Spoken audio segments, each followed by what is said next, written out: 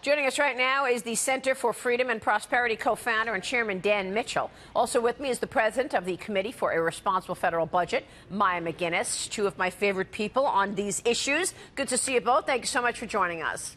Thank you. Good to be with you. So let's talk about what you're hearing so far, Dan. I've been reading your notes, and obviously, Maya, I've been reading your research, and I know you have a major issue in terms of expensing, Maya, and as well as how to pay for it. But, Dan, how do Republicans keep the spotlight on tax reform?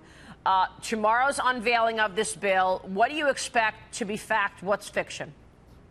The problem that Republicans have is they're trying to squeeze an NFL lineman's body into Pee Wee Herman's gym suit.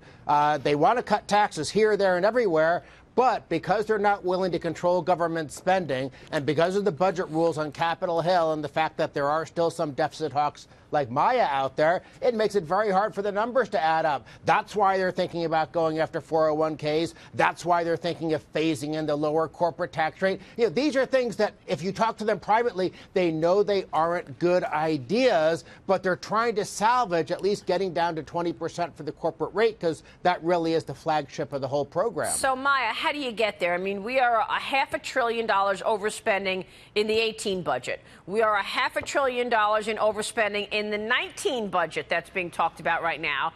And yet the president wants to cut taxes to move the needle on economic growth. House tax writers now allegedly talking about this gradual phase-in for the proposed corporate tax cut on a schedule that would put the rate at 20%, not until 2022. Is that phase-in proposal really going to move the needle? I mean, would it reportedly reduce the current rate from 35%, 3 percentage points a year, beginning in 18? Is that going to do anything for the economic growth story? And how do you accomplish all of the above? Great question, because the point here, of course, is to make smart, well-structured tax reform that will grow the economy and enhance our competitiveness. And the truth is that tax reform isn't as easy as plain old tax cuts, but it does a whole lot more for growth. And I know a lot of people think tax cuts pay for themselves. The reality is they don't. They can grow the economy, but it's tax reform that actually can grow the economy the most. That means not adding for the debt, figuring out how to pay for it, and that's the hard part. So some of the options are broadening the tax base, and that's a lot of things people don't like. You just discussed them as some things that are less popular, getting rid of state and local tax deductions, or limiting how much you can put into tax-free accounts or tax-deferred accounts. Getting rid of a bunch of tax breaks is one way to offset costs. Another way to offset costs is to cut spending. And as you just mentioned, nobody seems to want to do that anymore. The House and the Senate just adopted a budget that out of $47 trillion saves $1 billion in spending. No spending cuts to be found anywhere. So the risk here is that tax reform turns into tax cuts that blow a hole in the deficit, and that actually won't promote the growth we're looking for.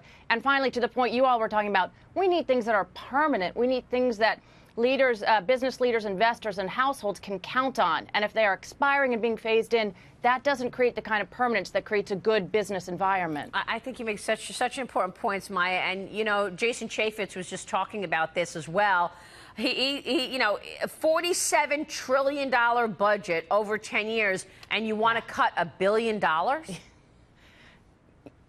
That's not anything serious in terms of fiscal responsibility, which Republicans have been talking about for so long. Jason knows that from when he was in the House. That's not how you make improvements on our national fiscal challenges. But right now, the priority, Dan, is growth. So that's what you're going to hear from Steven Mnuchin. That's what you're going to hear from the tax writers. We've got to get to growth and then get our hands around the debt. I mean, and we know that that has to include the entitlements. So in terms of this plan, Dan, and getting to growth, does it accomplish that?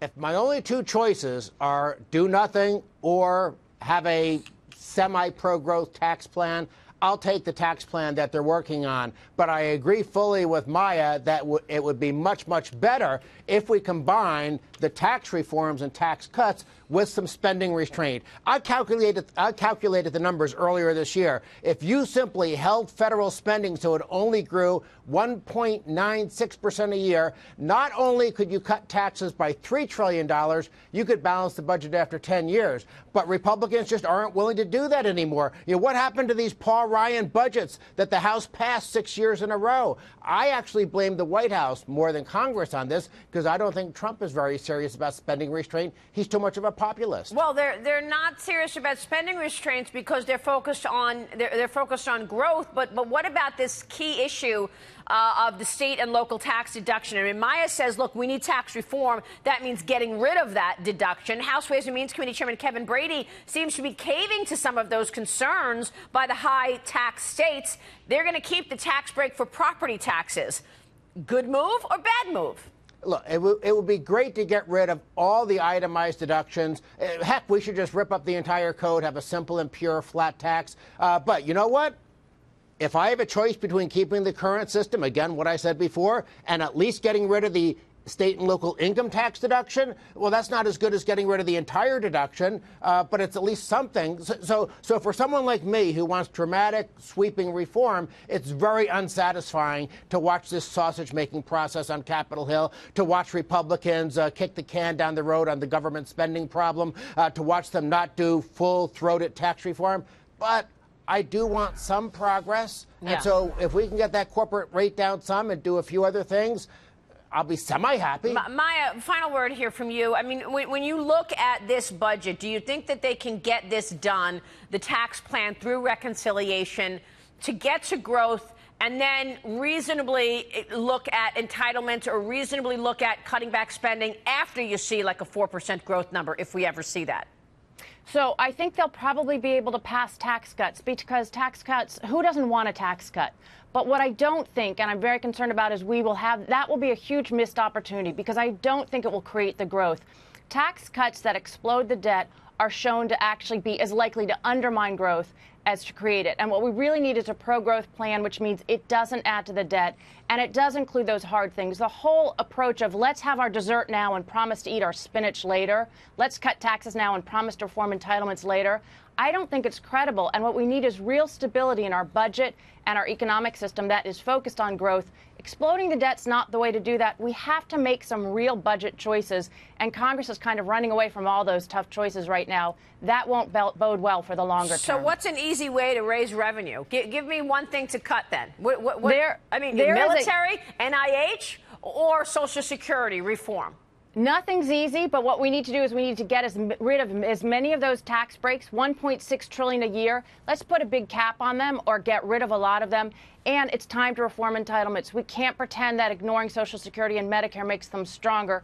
It weakens them, and it leaves the people who depend on them vulnerable. So let's tackle those real issues and make the budget one that's actually going to last and be consistent with growth and allow us to have some permanence and understand what's going to be there in those programs so we can count on them. Dan, you think they'll get this done? Yeah, go ahead, Dan. And for heaven's sake, take that old Paul Ryan budget off the shelf, wipe off the dust, and do those entitlement reforms, cap the growth of discretionary spending. We know what the answer is. It's just that there's the special interests in Washington. They don't like spending restraint, and they don't like getting rid of tax loopholes, and that makes it hard to do the pro-growth tax cuts.